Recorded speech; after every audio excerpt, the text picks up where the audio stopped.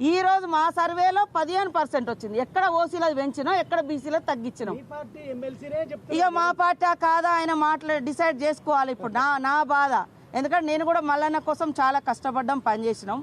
పార్టీలో మాట్లాడాలనుకున్నప్పుడు పార్టీ లైన్లో ఉండాలి. లేదా మీకు డౌట్స్ ఉంటే ఇది ఎట్లా చేసినామని ఆయనను కూడా 2-3 మీటింగ్లో పిలిచినాం. నేనే కదా పంచాయతీరాజ్ శాఖ మినిస్టర్గా ఉన్నప్పుడు కూడా ఉండిగా ఆయనను కూడా 2-3 మీటింగ్లకు వచ్చిండు.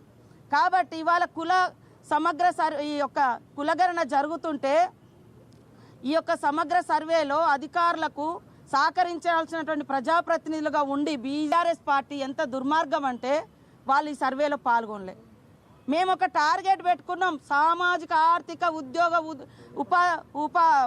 ఉపాధి అవకాశాల కోసం ఈ కుల సమగ్ర సర్వేను మేము నిర్వహించినాం.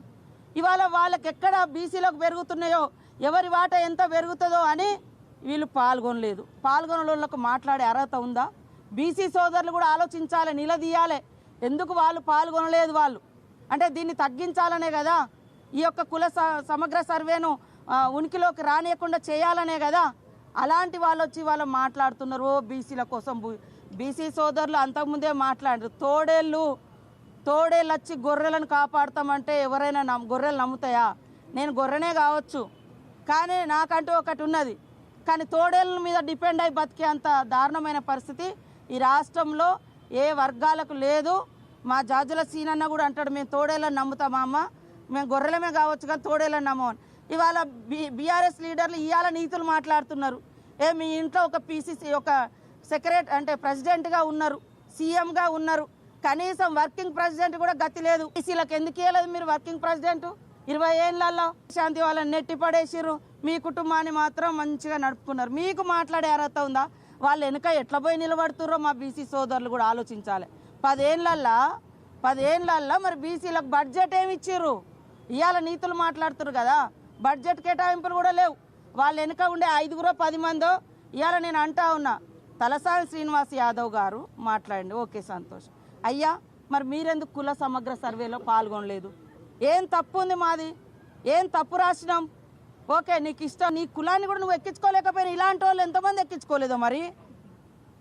ఆయన ఎక్కించుకోలేదు, పద్మారావు ఎక్కించుకోలేదు, ఇక అందరు మిగతా అప్పర్ క్యాస్ట్ వాళ్ళు ఎక్కించుకోలేదు, బీసీల నుంచి వీళ్ళిద్దరు ఎక్కించుకోలేదు, మిగతా అంతా దాదాపుగా ప్రజాప్రతినిధులు అంతా అప్పర్ క్యాస్ట్లోనే ఉన్నారు. వాళ్ళకంటే మన మీద ద్వేషం ఉందనుకో, మరి మీరెందుకు ఎక్కించుకోలేదా? ఇట్లా మిమ్మల్ని ఫాలో ఎమ్మెల్యే మరి ఆయన ఫాలోవర్స్ అంతా నెక్కియాలి కదా. అరే మన కులం ఎంతో మనం చూపించుకోవాలి, రాయించుకోండి అని చెప్పాలి కదా. చెప్పకుండా ఇవాళ వచ్చి సన్నాయి నొక్కులు నొక్కితే ఎట్లనే? కాబట్టి ఇది ఒక కుట్రపూరితంగా ఇది మంచిగా పోయింది వాస్తవానికి బీసీలది. కాబట్టి దాన్ని డౌట్ క్రియేట్ చేయాలి. ఈ యొక్క మంచి పేరు ఇవాళ ఈ రాష్ట్రాన్ని చూపించి దేశంలో మా రాహుల్ గాంధీ గారు కూడా దేశంలో ఉన్నటువంటి అట్టడుగు వర్గాలకు న్యాయం జరగాలని కొట్లాడుతున్నాడు ఒక లక్ష్యంతో. ఇవాళ వాళ్ళు వచ్చి మేకవన్నె పులులాగా వేషాలు ఎత్తే ఎవరు నమ్మరు. మన సీఎం రేవంత్ రెడ్డి గారికి పూర్తి చిత్తశుద్ధితోటి ఉన్నారు కాబట్టే నిన్న చారిత్రాత్మకమైనటువంటి 2 కులాలకు సంబంధించి 2 వర్గాలకు సంబంధించి స్పష్టత ఇచ్చి మేమెంతో మాకంతా ఎవరిది వాళ్లకు వాటా ఇచ్చి పంచుకుందాం, పంచాది తెంచుకుందాం అనే రకంగా అది క్లియర్ చేయడం జరిగింది. అందరూ ఆమోదించారు, సంతోషపడ్డారు. కానీ ఈ సంతోషపడ్డ ప్రజల యొక్క సంతోషాన్ని చూసి ఓర్వలేక దీన్ని ఆపించాలనే కుట్రతోటే ఈ కులగణన తక్కువ చేసి చూపించారు, ఒప్పుకో చేసి చూపించారు అని చెప్తున్నారు. అది ఎవరైనా పాల్గొనకుంటే బీఆర్ఎస్ఓ బీజేపీ ఇంకెవరో పాల్గొనకుంటే వాళ్ళు పాల్గొనకపోవచ్చు. అయినా కూడా మా వాళ్ళు మళ్ళీ ఫోన్లల్లా అయ్యా నువ్వెందుకు పాల్గొనలేదంటే కొంతమంది మాకు ఇష్టం లేదని చెప్తున్నారంట. కొంతమంది సరే ఫోన్లలోనైనా రికార్డు చెప్తే అట్లా కూడా కొంత మళ్ళీ ఎక్కించి అంటే మళ్ళీ పోయి మళ్ళీ చేసి వాళ్ళు ఉన్నాము అంటే పోయి మళ్ళీ కూడా చేసుకొచ్చారు. ఇంతకంటే ఇంకా తగ్గి ఏం చేస్తారు? ఒక్కరోజు లెక్క ఏడ బస్టాండ్ కాడ దొరికితే నీ వివరాలు, ఏడ హోటల్ కాడ దొరికితే నీ వివరాలు వాళ్ళు రాసిండ్రు కుల సమగ్ర సర్వేలో. మేము 50 రోజులు ఇచ్చినాం. నువ్వు ఒక్క రోజులో చెప్పింది కరెక్ట్ అంటున్నావు. నువ్వు చెప్పిన దాంట్లో అయినా కూడా నాయన 23% ఓసీకి ఇచ్చినావు, 51% బీసీకి ఇచ్చినాం. మేము 56 పైన ఇచ్చినాం. బీసీ 56 పైన లెక్క వచ్చింది మాకు.